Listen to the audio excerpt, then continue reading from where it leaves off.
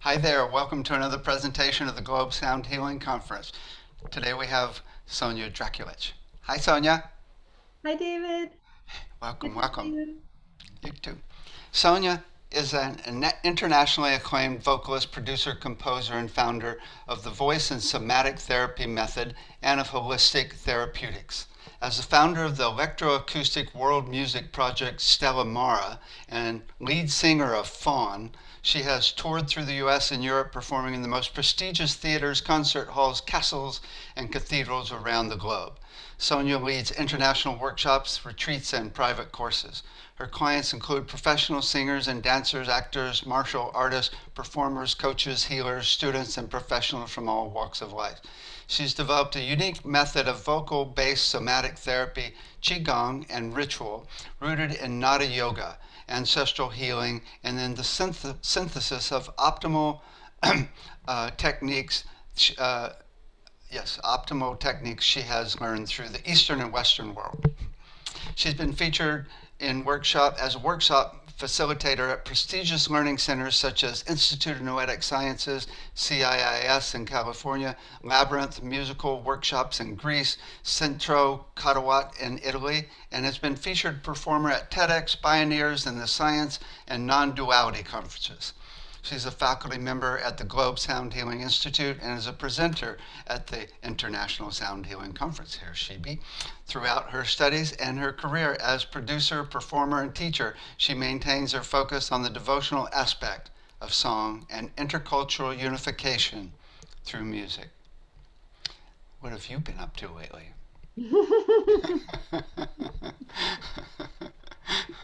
What are you doing these days?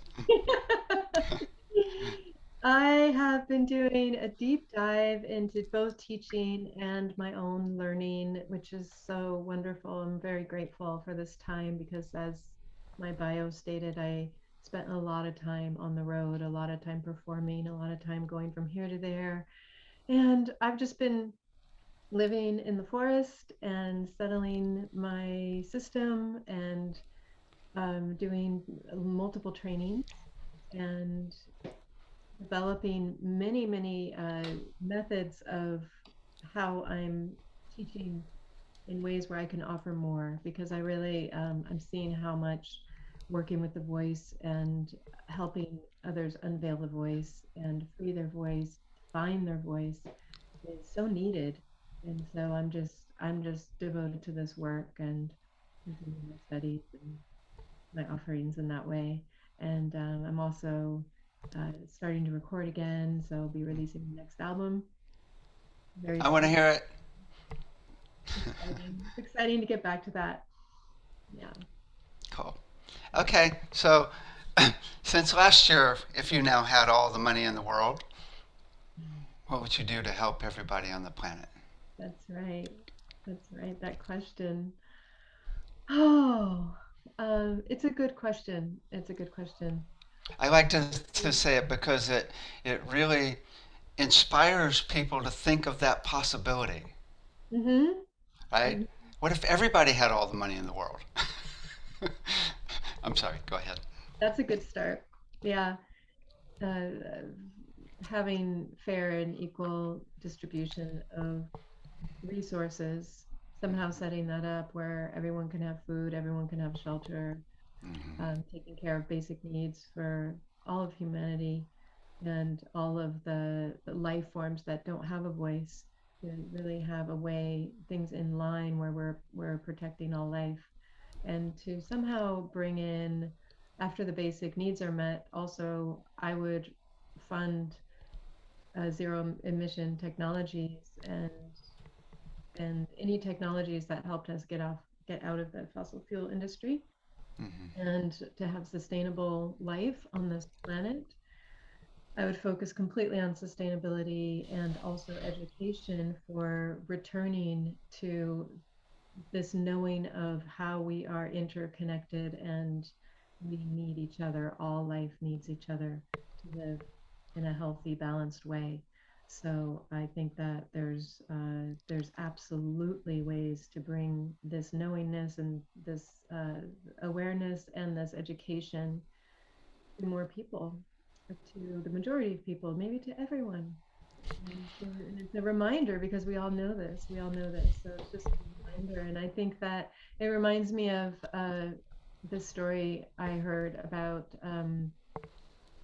a native elder being asked a similar question. And he replied he would teach everyone how to pray.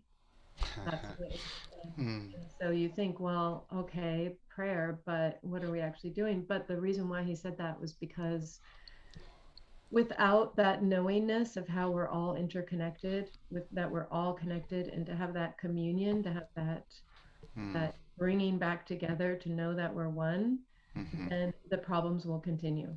Right. So somehow, and maybe even put this question back to you, how does that translate into a financial thing where we have all the money? So it's Mm, really, I think it's a lot about infrastructure and organization, having the critical mass of the same intention of healing the planet in this way. it's interesting. Yeah. A few people have come across the aspect of how do we entrain the rest of the world into unity, into love, right? The good news is if we got all of our needs completely met, then what are you going to do except get high? Right, right. So there's at least there's more of a chance that it's going to happen. But if you're like starving, it's really, it really is a whole different world. Yeah, and but then you start setting up educational systems or that are everywhere for people that are doing work to bring people into this higher level of consciousness where you're all one. And then maybe they just walk in the door one day, right? But also the basic thing from the law of resonance in physics is a strong vibration will overcome a weaker and entrain the weaker and the stronger. And it's exactly what you said. The more people that are in this vibration, then the rest don't have a chance at a certain point. They're just going to get entrained to it just by being around the rest of us. Yes, I agree with that. As long, and really taking care of the basic needs first, Yeah, really right, giving like, oh, there's enough resources on the planet for everyone. And I do I do feel like population is an issue as well, but I do feel like it's really about somehow dissolving this greed and this needing that more and more and more, and just to really have some transformation on what really matters, and to take care of each other, right. and to have that taken care of, and then bring in those education systems. I would And set up a research center where we can find the frequency of all bugs, including the virus, and explode it with destructive resonance. This is not rocket science, right? With enough money, I mean, we don't even need the money, all the money in the world, to really figure out how to just eradicate it, just like that, with frequency and vibration, right? I mean, that would get rid of a lot of stress and fear and anxiety on the planet and anger these days. So we can go to a higher level.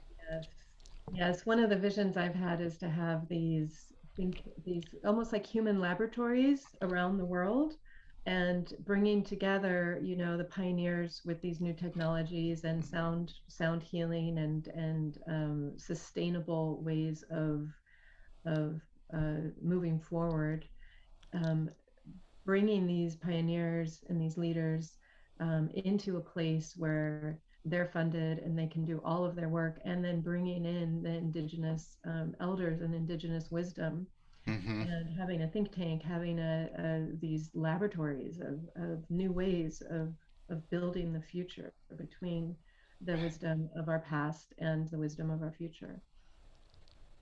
Beautiful, just perfect. Yeah. Okay, tell us about your We presentation. can go on about that. I know, I know. It's like, It's who cares exciting. about your presentation? Let's change the world. Okay. Oh, not your presentation. Actually, your sound. So you're going to do some sound for us Sure. first, Yeah, huh? I'll just sing a little, and then I'll share a little bit about what I what I'm singing and why. Cool. Perfect. I can't wait. All right. So I'll just say first that I'll sing I'll sing one of my favorite uh, Hungarian laments. These are folk songs from Eastern Europe, and this song is called "Love, Love," and there's about 200 versions of this particular song. And then I'll sing another one that is called Izgrayala, and it's from Bulgaria, and it's about the shining star. Shining star. Yes. Okay.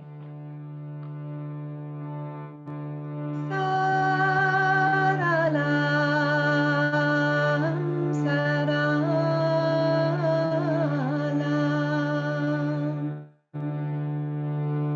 Ad kuzon çadralam.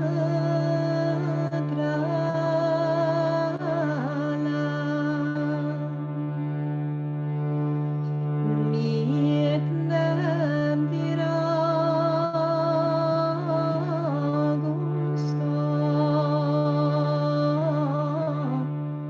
Minden fotáján,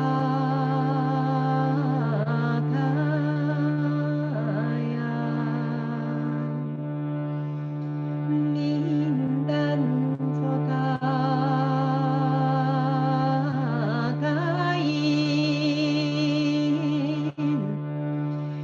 diófalábalin,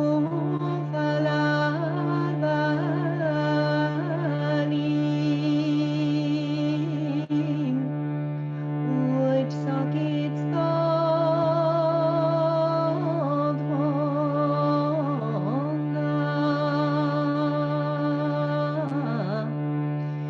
minden leján slagit.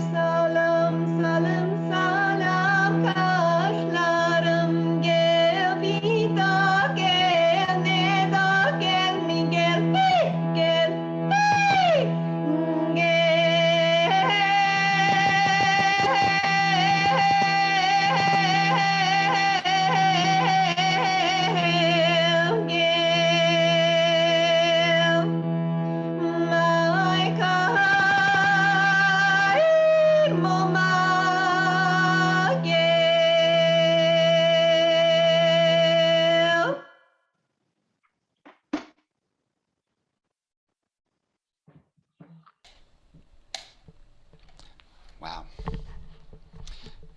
So, if I were to get rid of all my stuck emotions, could I sing like that? If you sing like that, you can get rid of all your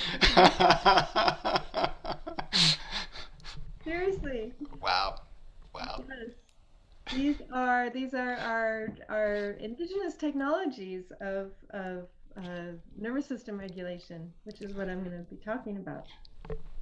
Yeah, yeah, Cool. and moving through moving out stuck emotions.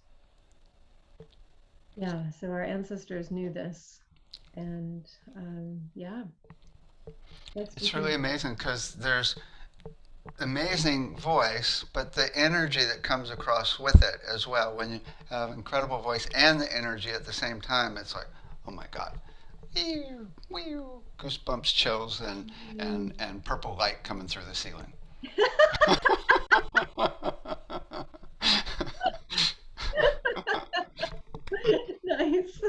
That's all. Okay. So tell us more about your presentation. Sure. Well, I thought that perhaps today even I could even share a few little exercises that you can have and work on, as well as just talking about um, an overview of all of this work and all the pieces that have come together throughout, where my life has taken me, and including all my challenges and all of the blessings in my life that has brought me to this place of being able to offer these the classes and the courses that I offer that tie in nervous system regulation, somatic therapy, with these ancestral healing songs and with the healing sounds both from the Vedic traditions and also the Taoist traditions. So, yeah, I guess I'll just dive right in. So, I wanted to, well, I'll go ahead and I'll just do this share screen and then we can have some time. I'm going to go through a few slides and some information. So we'll just start to go into the information part, and then we'll go into a little bit of practice to conclude. I think that might be a good way to do it. So I will share my screen.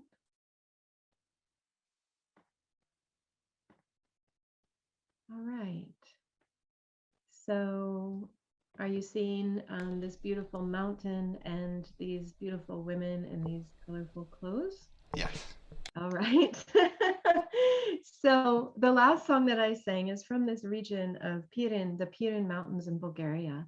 And this is a photo of a choir of women that sing together. And you can see they're dressed very colorfully, and they're dressed in the way that reflects the nature around them. And this mountain region is very vast, and the songs come from uh, the earth. They come from nature. They come from intercommunication between the species. And so that particular song was about the beauty of this young girl being like a star. And there's always these metaphors with nature and the phenomena of nature. And usually it's, there can be a lot of shepherd songs. But with the shepherd songs, even it's not so much about the shepherd speaking to the sheep. It's really this intercommunication. So there's songs about the river talking to the sheep, and then the sheep talking to the shepherd, and the shepherd is listening. And that is very something I'm very passionate about, because I feel like we need it so badly in our modern civilization, for humans to listen, to remember this deep listening, that this intercommunication is not about training animals to speak human language. It's about listening to animals. So in my personal journey, I was born out of I have an Eastern European heritage, which is perhaps part of where this passion comes from. But I was raised in LA and in Los Angeles, and I also was raised in a pretty chaotic childhood with as a trauma survivor now, and so that's brought me into deep work, into being trauma informed with this vocal work. And what I would do is I would find private spaces wherever I could, and I would sing. And I would also go outside wherever I could find nature, which was little places in LA. It wasn't like it was I would merge with nature however I could. So I would play with little bugs, moths, butterflies, of course my animals at the house, and I'd go up to the park and I would sing to the animals. And I'm sharing this because I found, fast forward into my adult life, I'm realizing nothing's changed. I really find all the solace that I need and with this communion with nature, and also through singing. And so here we are, this is one example of a lineage in Eastern Europe of these songs where we have these shepherd songs, we have cow herding songs, we have songs to the river, but we see this all over the world. So whatever heritage, whatever lineage you come from, you have these songs in your lineage. And I found that when I started to collect these songs when I was a teenager, and I found that the ones that really struck me the most are the oldest songs. They were the animistic songs. They were the pre-Christian songs. And when I started teaching, I realized that it was the same for the people that were learning these songs. It was very impactful and very healing. And this experience of singing these old songs in groups, it really, there was something else going on there than just learning these songs. And so I realized that we're singing these animistic songs. We're singing back, we're remembering, literally remembering these ways of this intercommunication with nature and this communion, right? So I'm going to just go to the next slide and just share that we're wired for this. We're wired for this intercommunication between the species. We're wired for joy. We're wired for self-expression. And this is a wonderful example in Siberian culture where they have, and also with Aborigine culture, you hear of dream time and how they share dreams with the animals and they communicate through their dreams and through shamanistic technologies with the animals, and they're interdependent, and it's very, very obvious and still in some places of the world, but it's really the same for all of us. And so this is, I'm going to go through these slides pretty quickly because I want to get to some practice, but I wanted to just, so I might even skip a couple, but here we are, this is just one little image of the disconnection and just normal life. And so this kind of depression and anxiety that we see in modern civilization, of course, it makes sense. It totally makes sense. One thing I like to just mention in these presentation is that we have different ways of being dysregulated and it coming from a type of alienation from nature, alienation from others, alienation from our work. And that is interesting. And by the way, this comes from Gabor Mate's translation of writing that Karl Marx actually wrote. So this dates all the way back to there, and it's only gotten more extreme. So anyway, back to alienation from our work. So this is doing work that doesn't have meaning. So we're made to be creative. We're made to have meaning and be this creative force. It's our birthright, right? We are a creative force.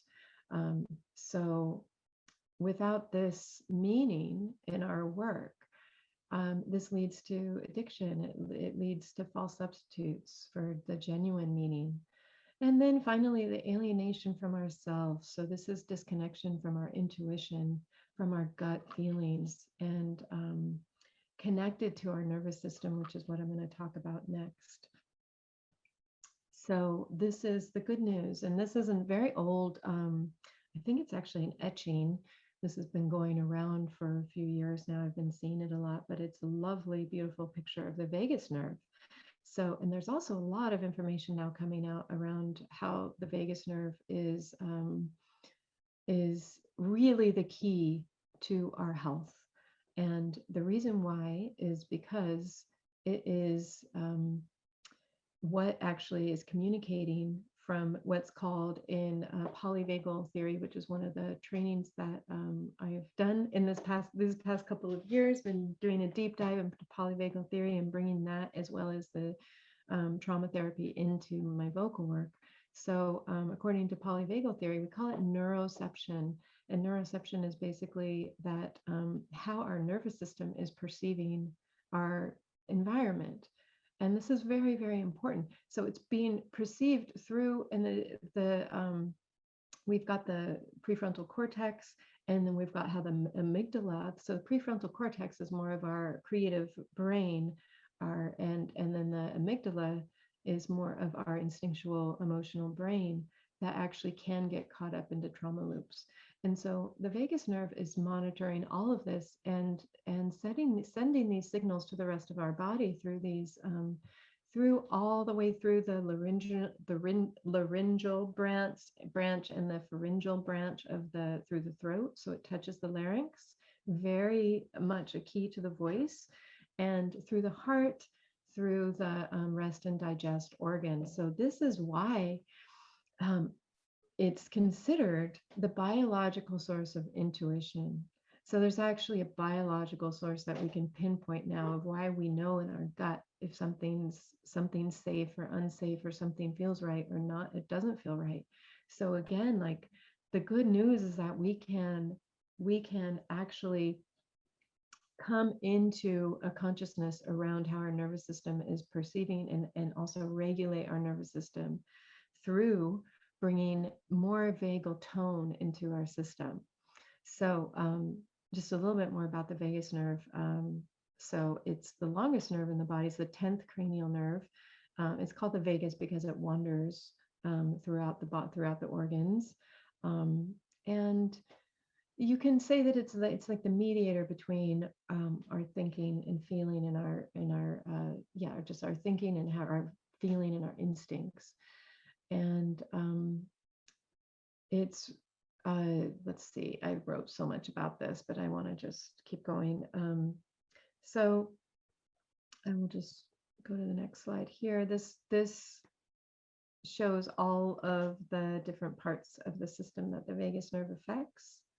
The reason why I go into this so much is because we are going to learn how to stimulate this vagus nerve and to tone our vagal nerve.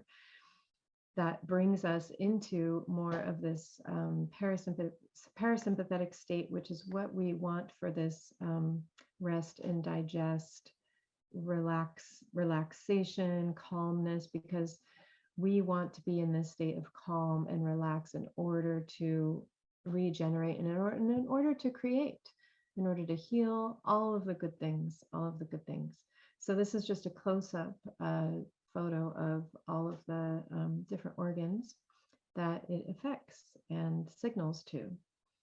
And this just quickly is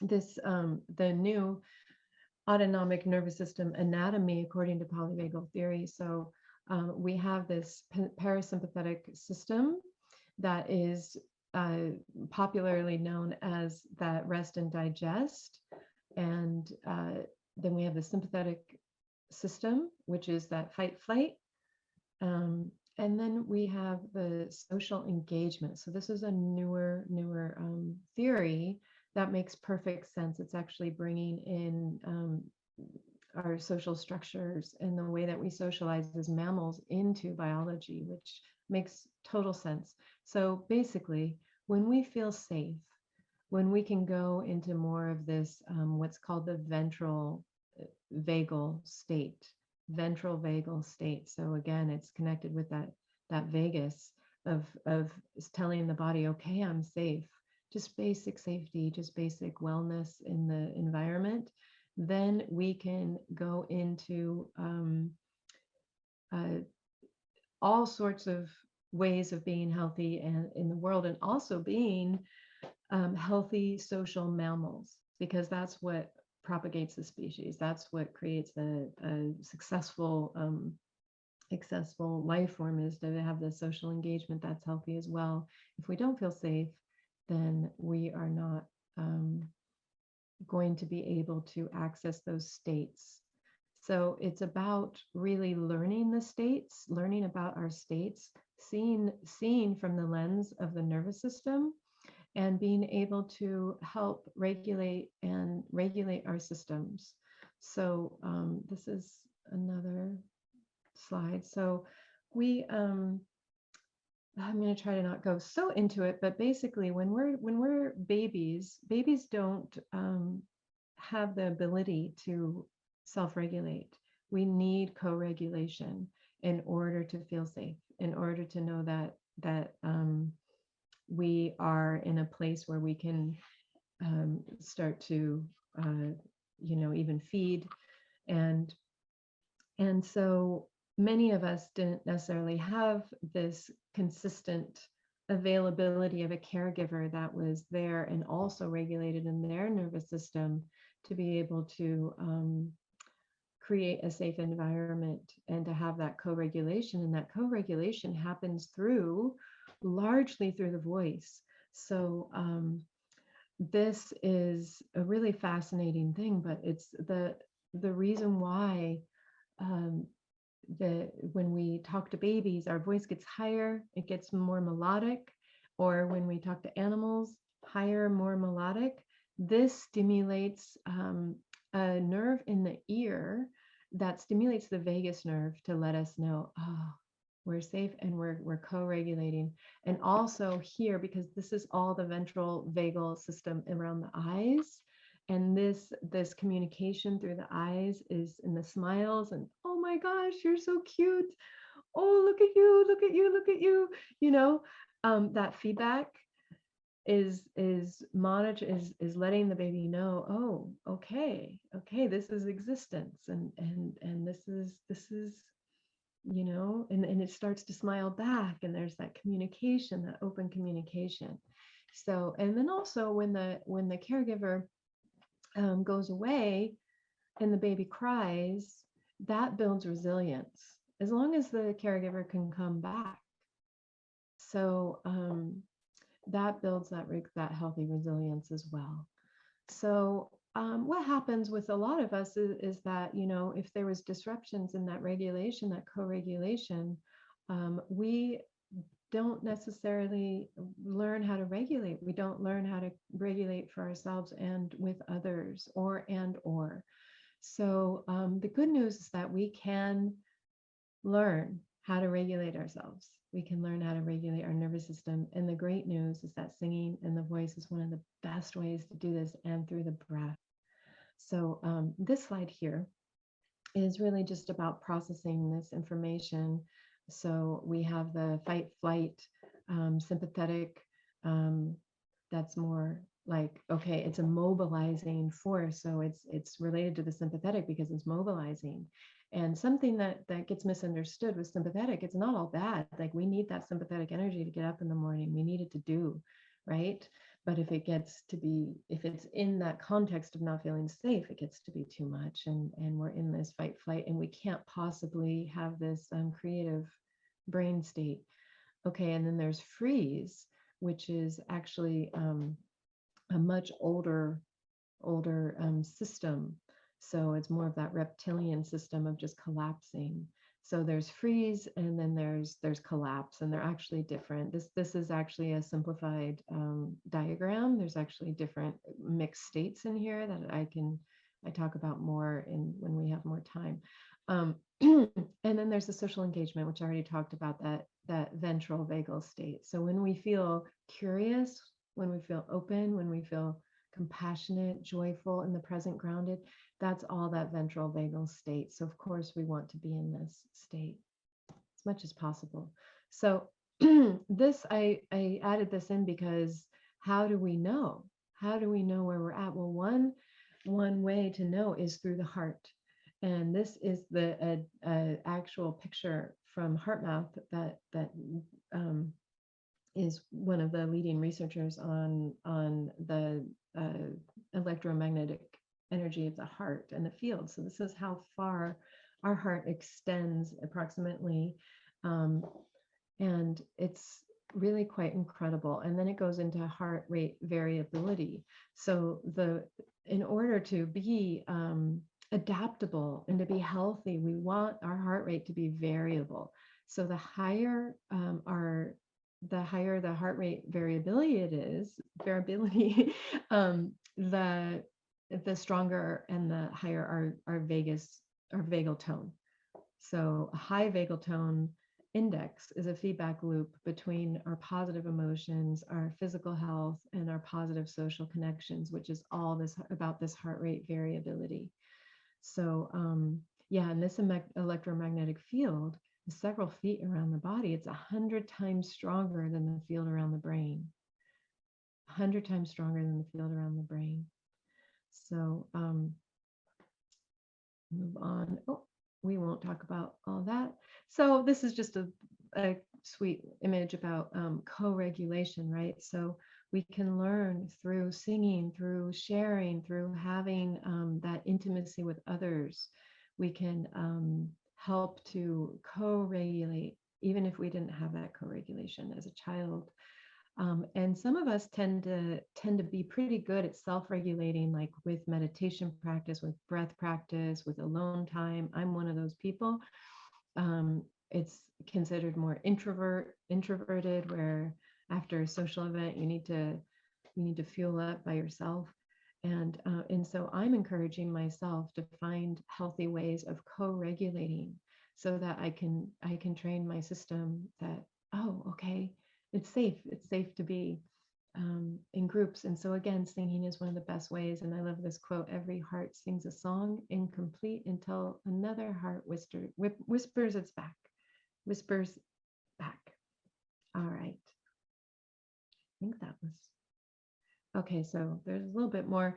So again, restoring vagal tone, deep breathing, singing, loud singing, singing in groups.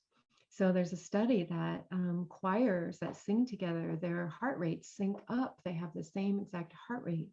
And that could be attributed to coordinated breath. But it's also about everything I just said. It's about that co-regulation. It's about the coherence, right? So that's really what we're talking about here, is coherence. And music, laughing, mantra, and hugging, gargling. So why gargling? That's an interesting one. Well, it actually physically stimulates the vagus nerve. We're talking about back here. So I'll go into a little tie it all together of what other things we can do. And so it's everything that feels good. Yoga, Tai Chi, Qigong, acupuncture, emotional freedom technique is really great, time in nature. And then there's this whole other aspect that is talked a lot in trauma therapy.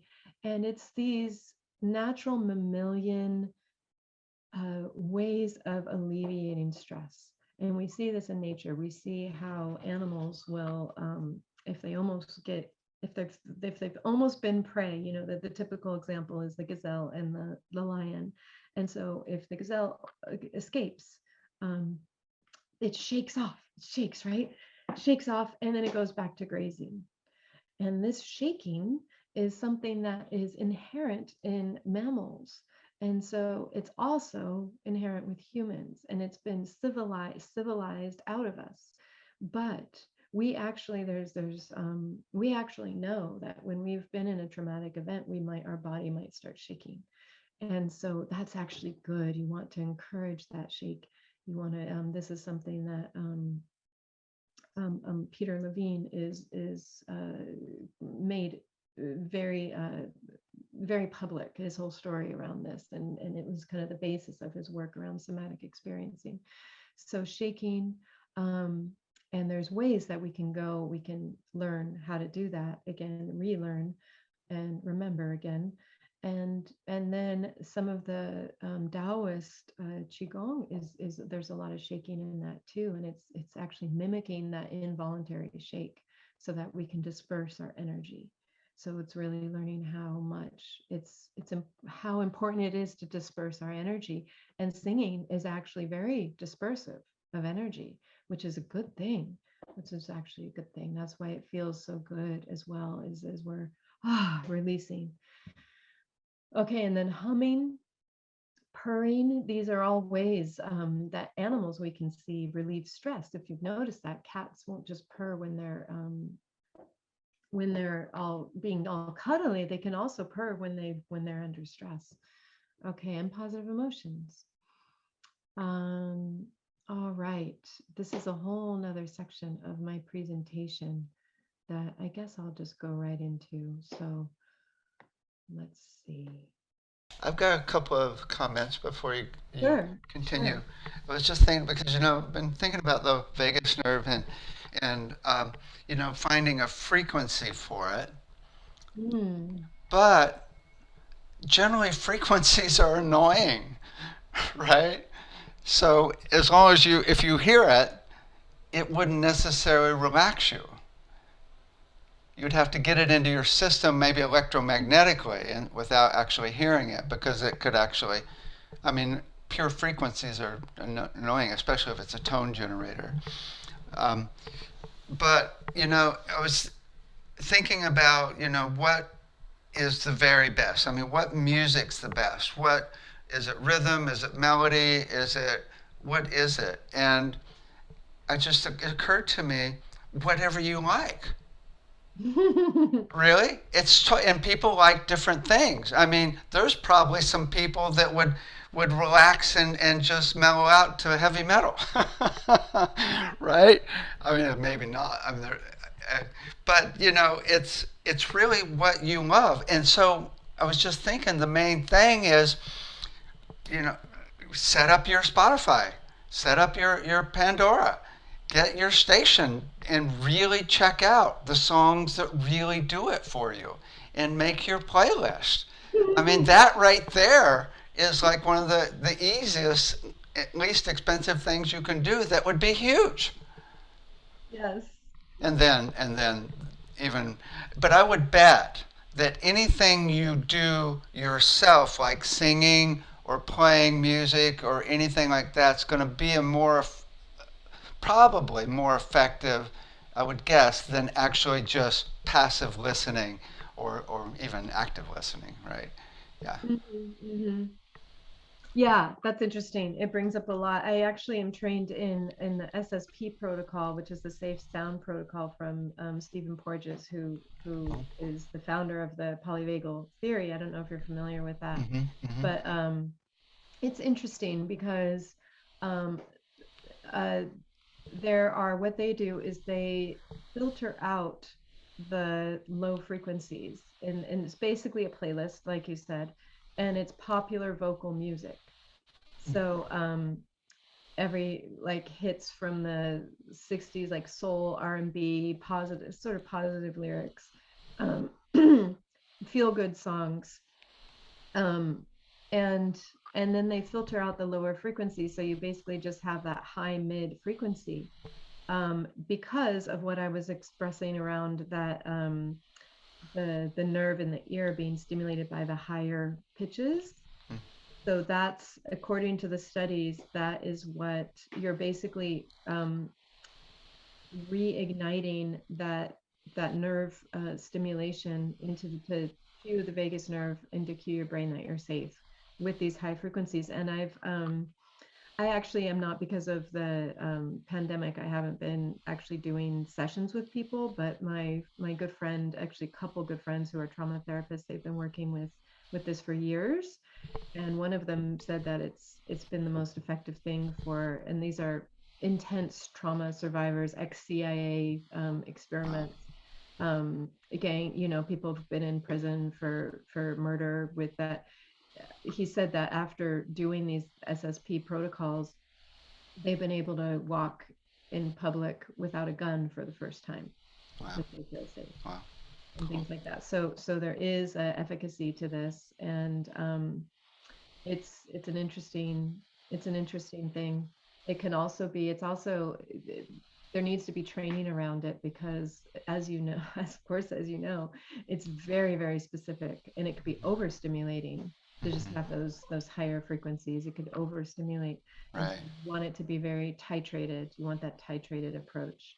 And You if you want it all. find if you find music without lows annoying, then that I would do. work against it, right? I do. I've done it, and it was a little edgy for me, but also just to be in a very relaxed state and to just let it be and know that it's a therapeutic session, and to monitor. I can kind of monitor myself to make sure I'm not getting stressed, and then stop before it feels like it's too much, Cool. you know. Cool. But yeah, Great. so Okay. very interesting thing. I'm gonna just quickly. How are we doing on time? Just Uh, we're doing pretty good. Still got at least another 20 minutes or so. okay, Although it's not critical on time, so okay. I will go back. carry on. Okay. All right. So this is just a painting. This is one of a colleague and beautiful author and painter, Martin Prachtel, and he's one of the my favorite authors on grief. And so this is something that goes back to our disconnection, right? Is our disconnection from loss and death and aging, all of these natural parts of life. And the reason why I bring this up is because, I sing these sad songs, and and a question that's come to me a lot is why do you sing all of these sad songs? And also, why are the saddest songs the most beautiful songs?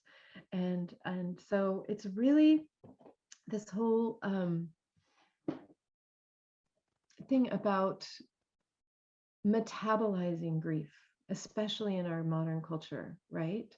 So, and again, in indigenous cultures, there's a place for grief. And actually, in many indigenous societies, there are specific people that are chosen to be the grievers for the tribe, to be professional grievers, if you will.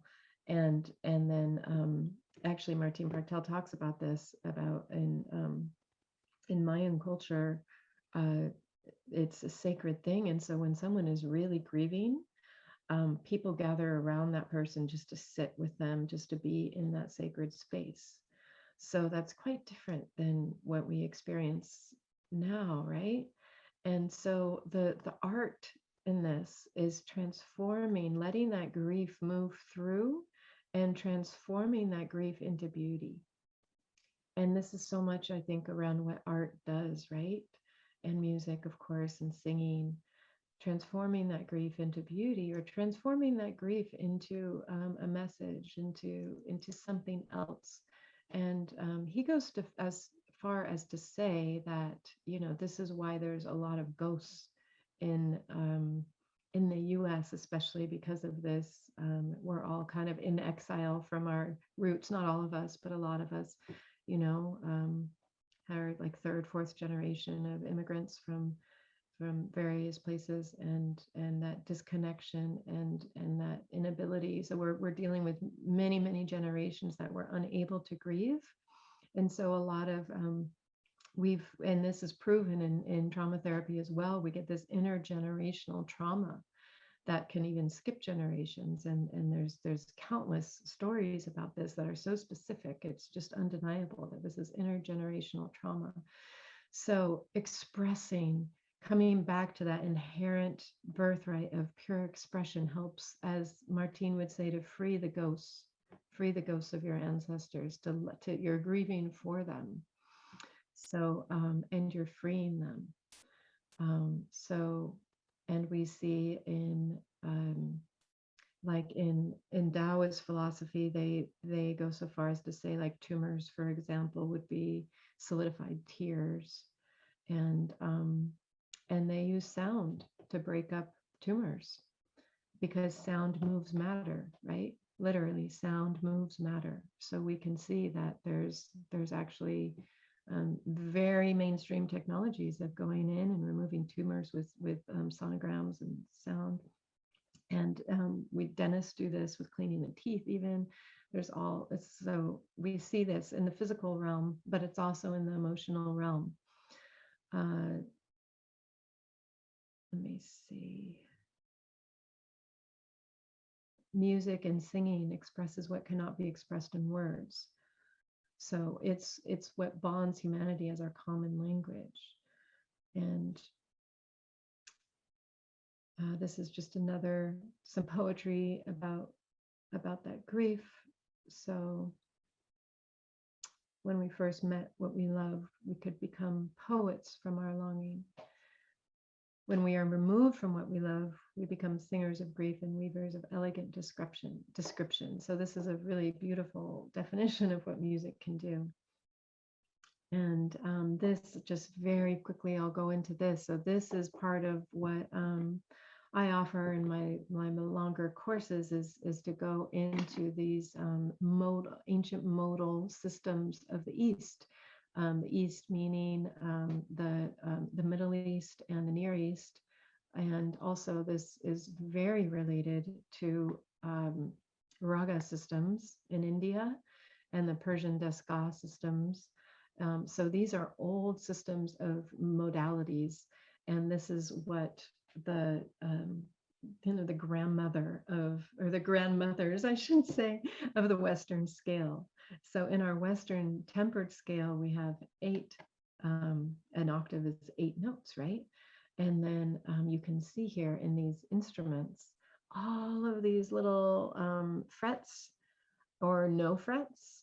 That's another way to do it. So in Turkish makam, in classical Turkish music, you have 53 kalmas, which is 53 notes between an octave. All of those microtonal notes. And I'm going to explain why I'm jumping to this right now, because it just ties right in to what we were just talking about. So, and then Arab makam, 24 kalmas, and also in Turkish folk music, it's about 24 notes in an octave. South Indian Carnatic, 22 shrutis, 22 notes, and then the Persian Desga, 24 notes. And so you see here these beautiful instruments with all of these microtonal frets. And so why? Well, I could go on for hours about this. I'm sure you could too. But basically, it's I like to just bring it back into this emotional realm of this being able to express the unexpressible. It brings in this emotional nuance, right? The infinite variables of existence and life, that diversity that makes us interesting, that makes it's like God seeking to know itself, right? Is through diversity, and also through limitations. So if we take this and we see, oh yeah, well, there's limitations, even though that instrument has like 53 notes in a scale, there's still the limitations of the instrument, and there's all the diversity in that instrument. So that's culture right there in that one instrument. And we can bring that into ourselves and see the same thing of like, wow, all that, all of what makes us different in the world is what actually is God seeking to know itself again and to express itself through that diversity. So it also, when you talk more about it from a musical standpoint, it's very, these are more nomadic cultures. This is more of a melodic system. So of course it's going to bring in these countless amounts of melodic variables, melodic choices that you can make, and melodic expressions, again, to go into that intimacy. And this is why I love music from these regions, especially the Arab music, and especially the Arab music. Personally, I feel there's such a intimacy to it, as well as this divine connection at the same time. It's very personal and very transpersonal at the same time. And I think it's through the makam, through the modes, through this system, that is so much wisdom in itself, and it takes lifetimes and lifetimes and lifetimes to really know the system. And so when we switch to tempered scales with the onset of Western music, we look back to Gregorian chant, for example, and it had to be applied to a tempered scale in order for harmony to work out and to have these beautiful harmonies.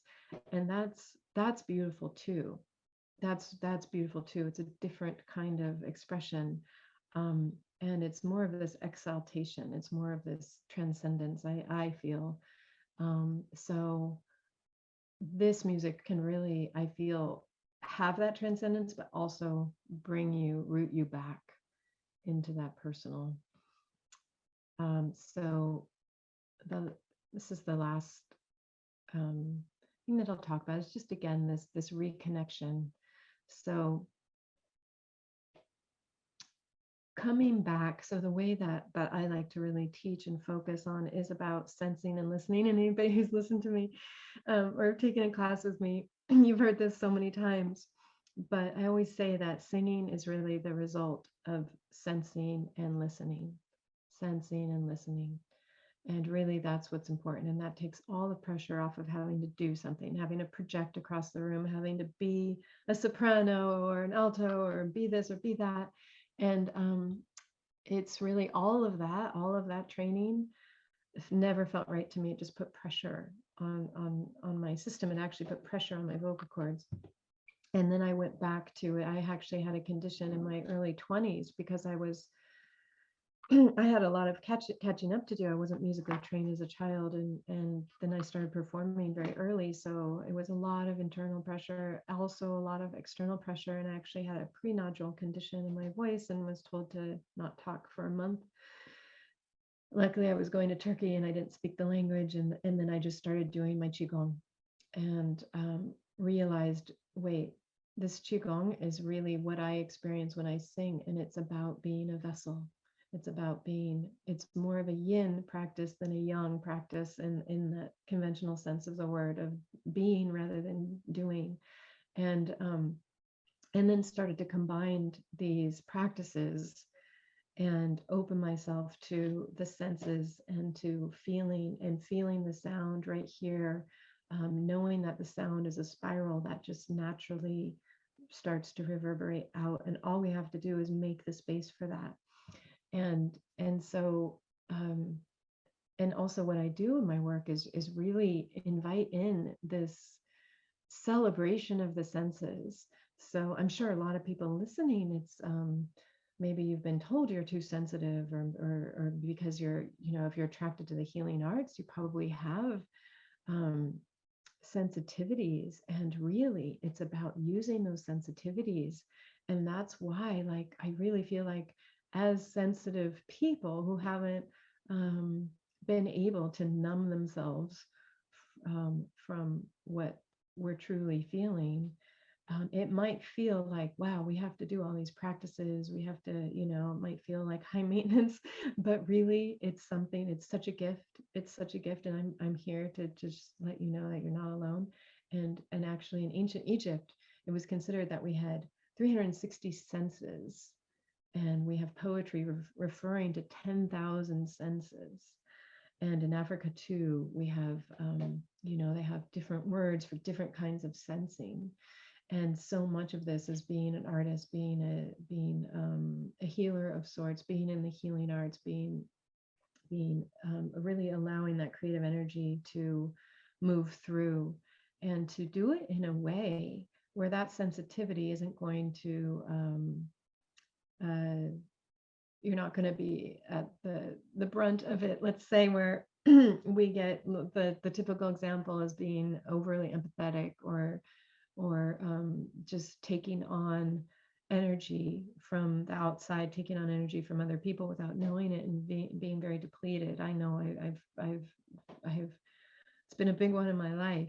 So a lot of what I do is this working with energy, working with the energetic boundaries in order to, and when with boundaries, it's really about filling up with light, filling up your field.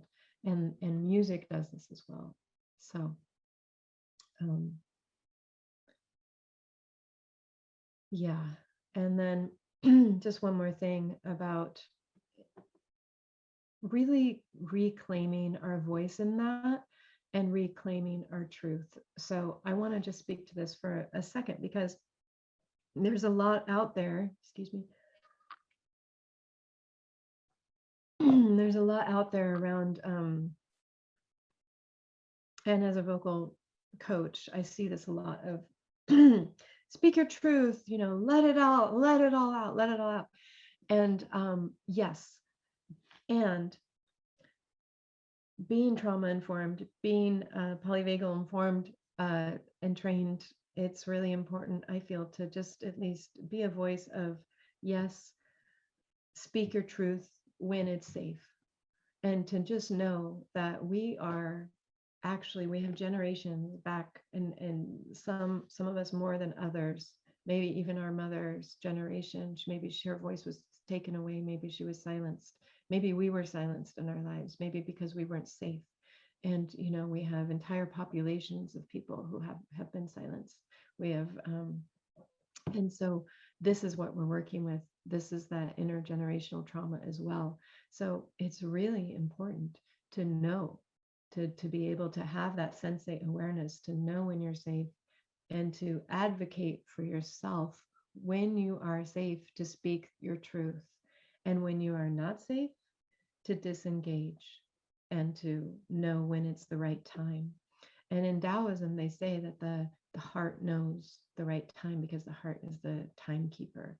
So again, what I'm doing, what I do in my work through these traditional technologies is to work with these systems of working with freeing freeing the heart from carrying other emotions, so that it can be clear, and it can be cued in with that flame that fills up our field, so that we won't hopefully be in unsafe situations in the first place, because we have that energetic boundary.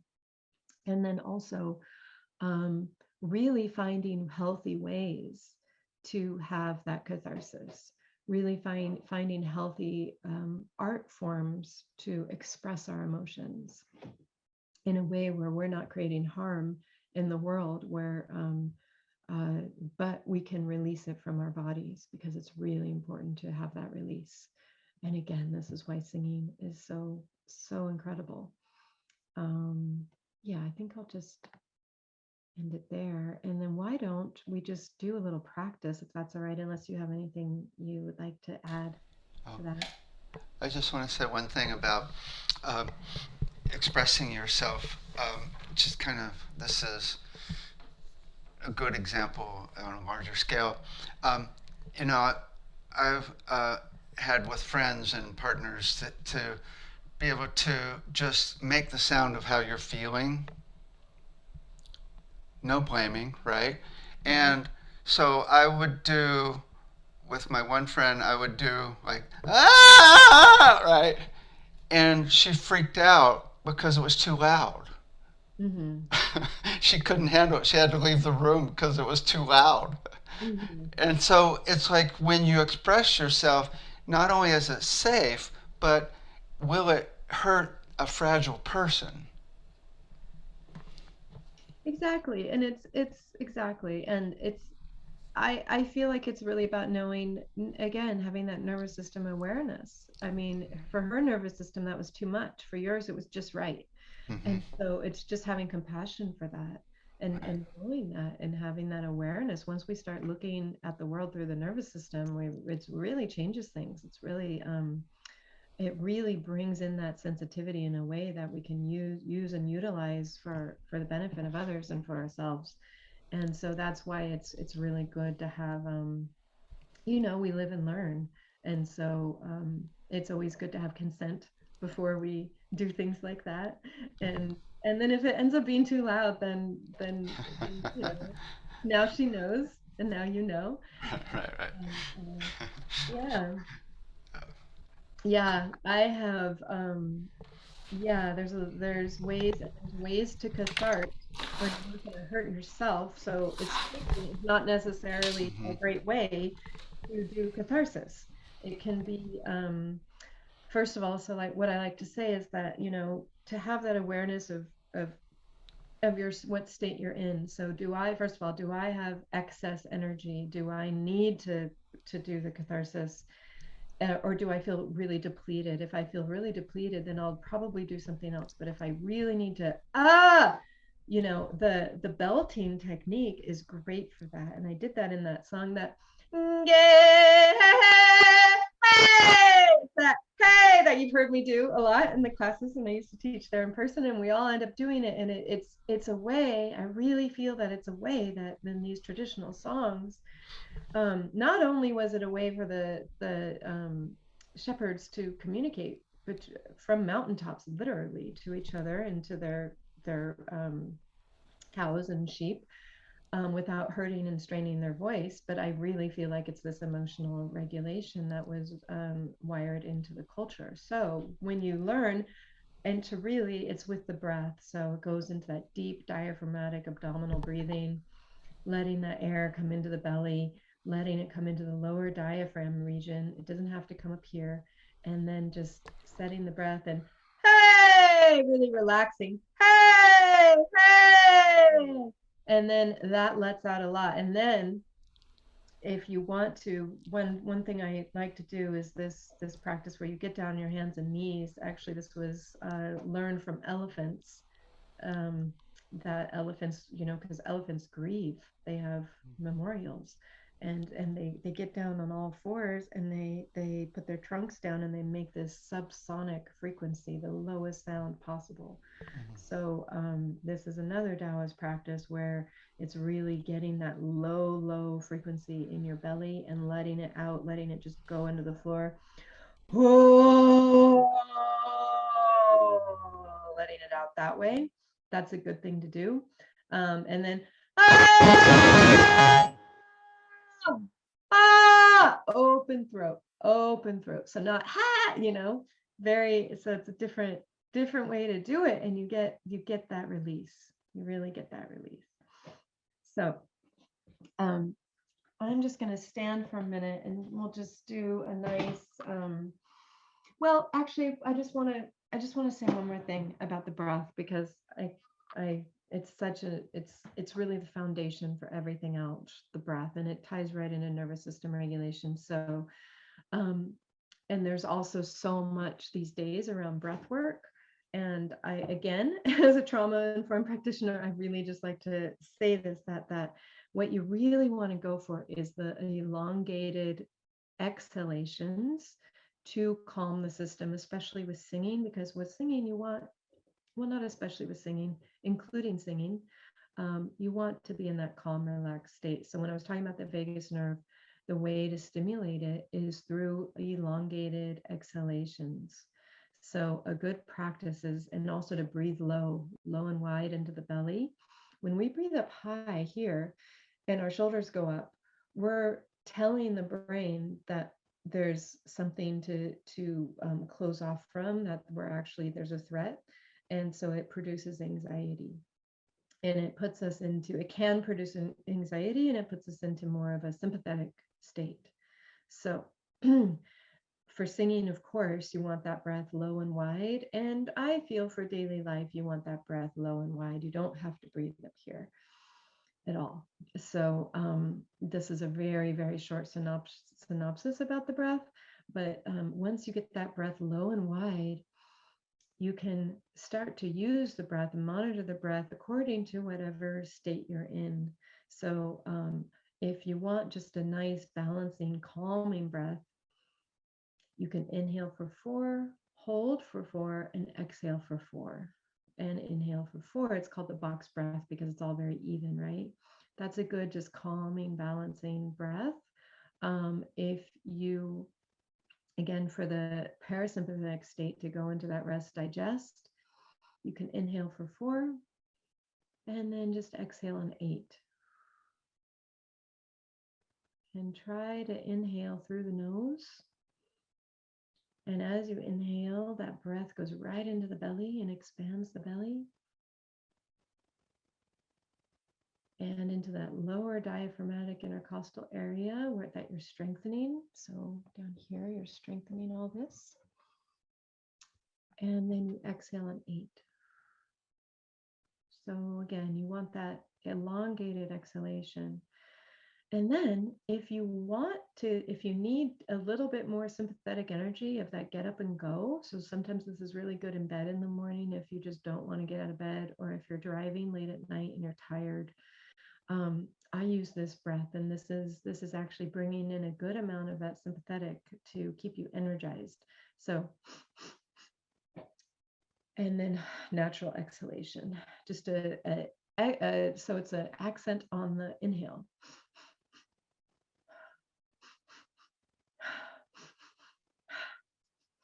And you might notice, like if you've gone to breathwork classes, there's all sorts of breathwork happening.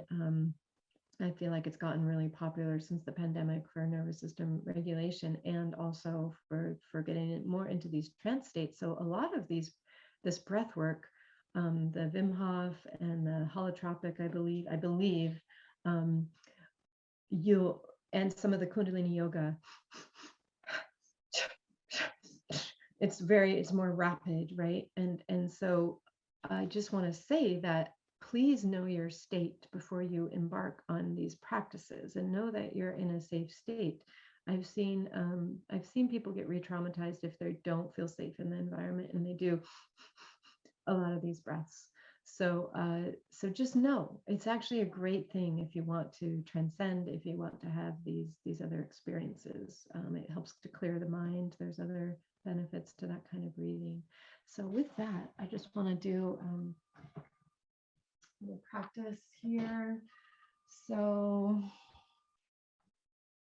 we'll just root in through the feet, just coming to the present and just letting the breath expand into the belly and release, and orienting yourself in space. All of these simple ways are ways we can actually regulate our system. So just orienting yourself. You can even look around, feeling yourself in the room, really rooting in. And now we're just going to tap into this energy center in the earth under our feet, letting our feet and just melt into the earth. Really rooting in, feeling that earth star, which is can show up as a cluster of crystals, a ball of light, whatever naturally comes to you. Let it feed the body, let it come in. This is connected with the rejuvenating core of the earth. So that healing energy, bringing it up and through the body, bringing it up, nourishing and healing, letting it expand the spine as the spine pulls up through the top of the head, all the way through the top of the head, creating more space in the diaphragm, more space in the occiput here, where the spinal column meets the cranial bone, pulling up into the sky, and letting the musculature and the form just relax. And as we're being pulled up, we also feel this deep relaxation. And just simply being in this state of awareness and letting this be a default where we can come to this state of just simple awareness. We don't have to change anything. We don't have to do anything.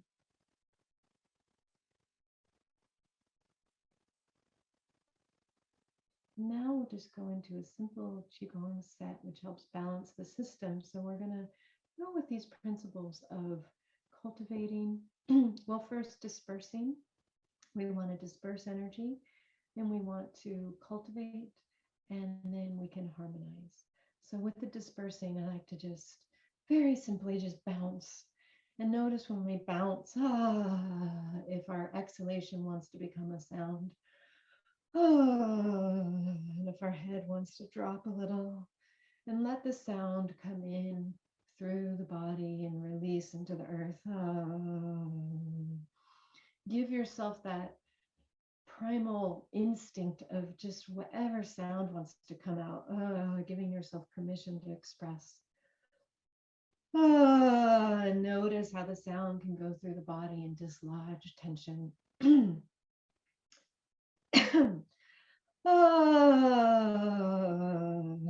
We're shaking, shaking, shaking.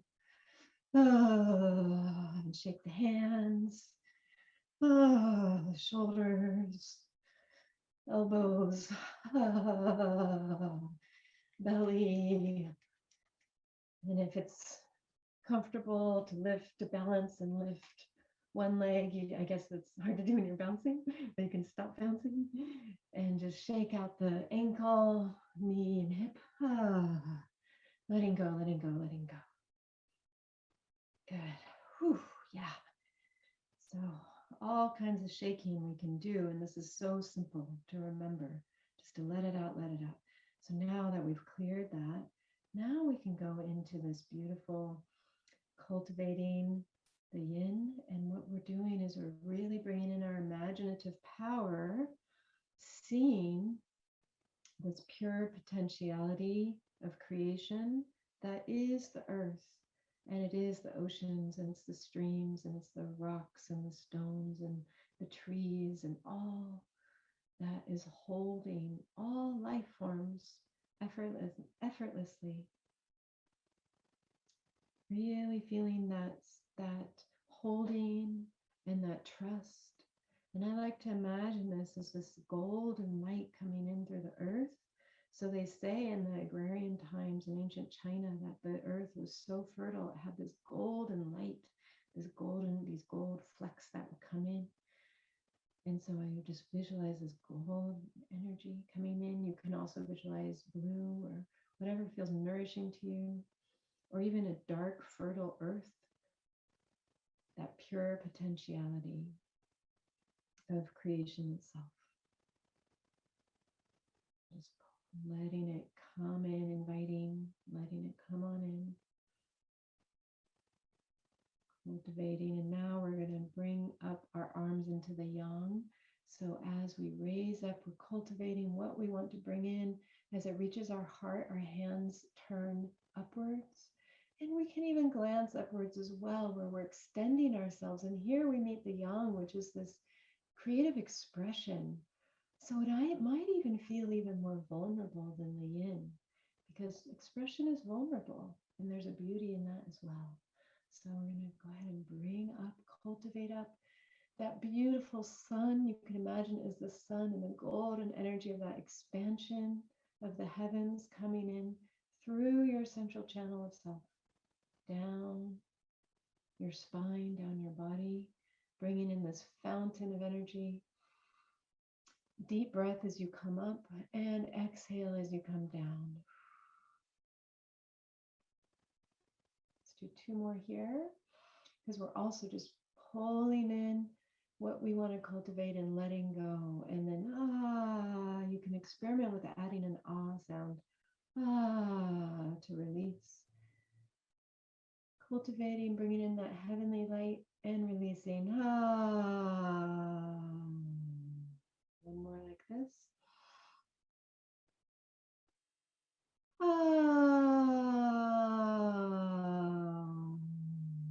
And then now we're going to come into harmonizing. So they say that we're going to come up through the central channel and we're going to meet at the heart. And this heart is what we consider to be the gateway between heaven and earth.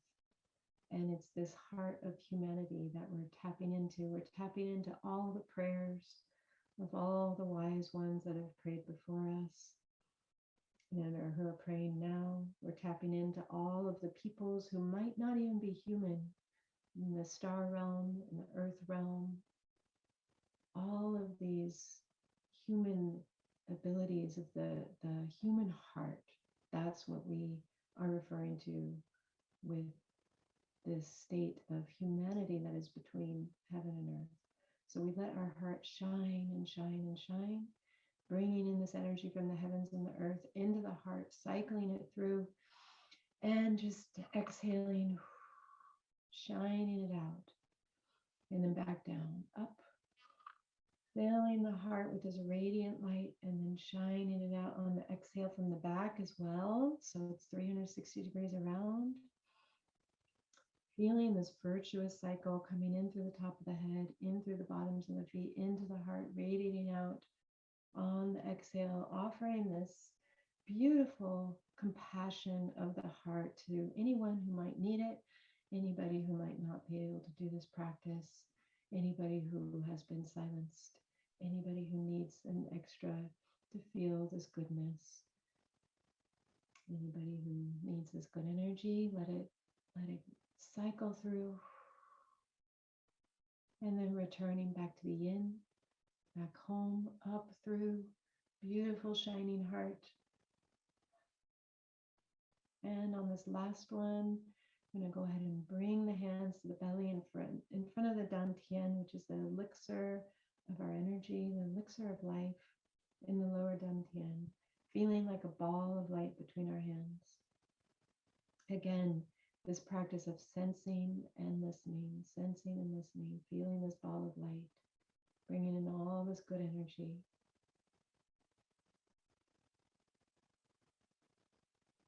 Feeling it as you inhale, you're pulling in this light from the earth, from the heavens. As you exhale, it gets brighter and brighter and brighter. And just being here for a couple breaths.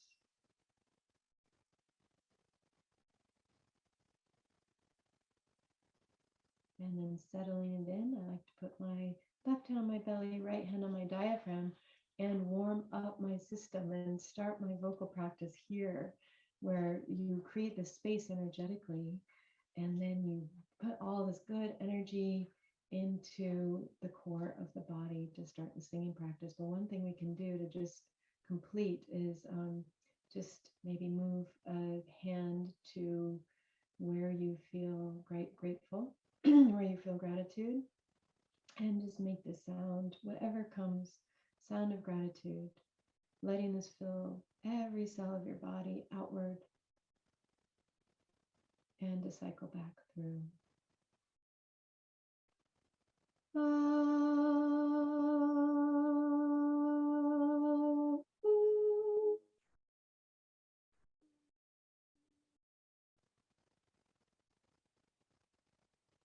And then now let's bring our hands back to where they were. One hand on the diaphragm area, one hand on the belly. And let's just conclude the practice with a nice whoo sound. So the whoo is considered to be the essence of all sound. And it also corresponds with these lower organs in the body, these rest digest organs. So we're going to vibrate that sound here and let it just go into this spaciousness. So you have this relaxed spaciousness. Mm.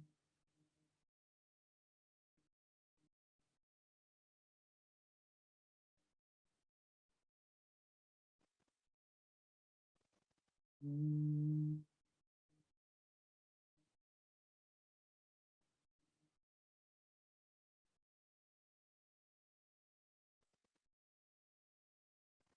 Mm.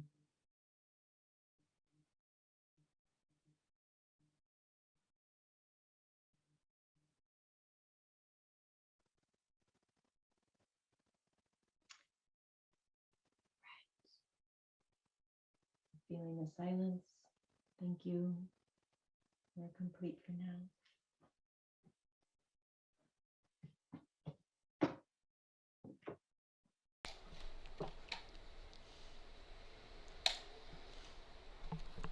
Thank you. Thank you, David.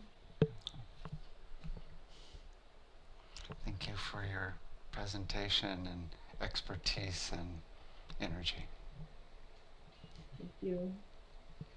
Thank you for making this happen and hosting this. You've created so much and such a beacon of light and healing in the world. I'm really grateful for you. Thank you.